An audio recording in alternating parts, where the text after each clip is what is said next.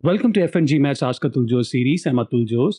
In today's episode, I will cover a common concern about MBA resumes, balancing white space with performance metrics. A few years back, an applicant reached out to me and shared his edited MBA application resume. This was after an iteration of editing from another admissions consultant. It was baffling to see so many milestones and crucial action verbs eliminated from the resume. When I asked why, the person told me that the consultant shared that to improve admission chances, there should be a lot of white spaces. I know that even now, a lot of consultants share the same best practice. So here are three scenarios where you should reconsider the white space best practice. Number one, the complexity of your projects.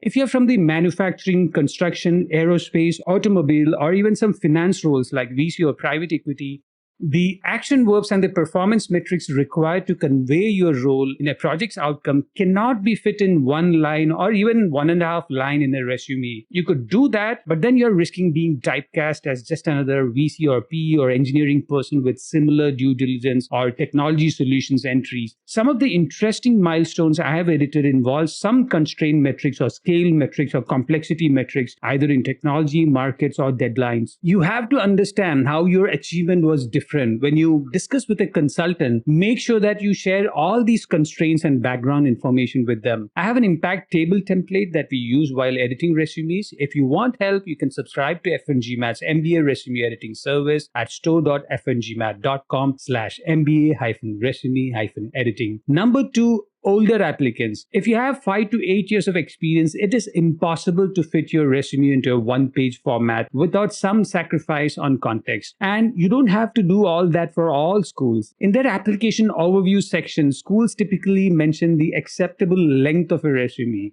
If they mention 1 to 2 page length, use 2 page and increase the performance metrics for each entry in the resume. This is because schools in general are not looking to accept older applicants for a full-time MBA program. You need to sell a lot of context and constraints with each entry in the MBA resume for them to consider your essays seriously. Number three, non-traditional background. The admissions team typically read resumes of finance and military, consulting, technology, engineering, operations, marketing, government, and non-profit applicants.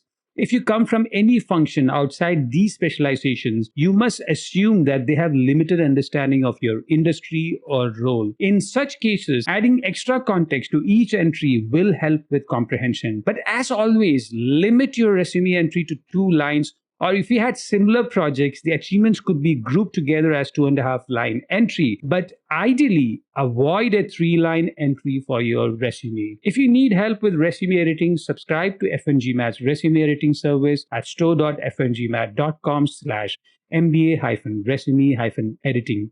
I'm Atul Jose. See you in the next Ask Atul Jose series.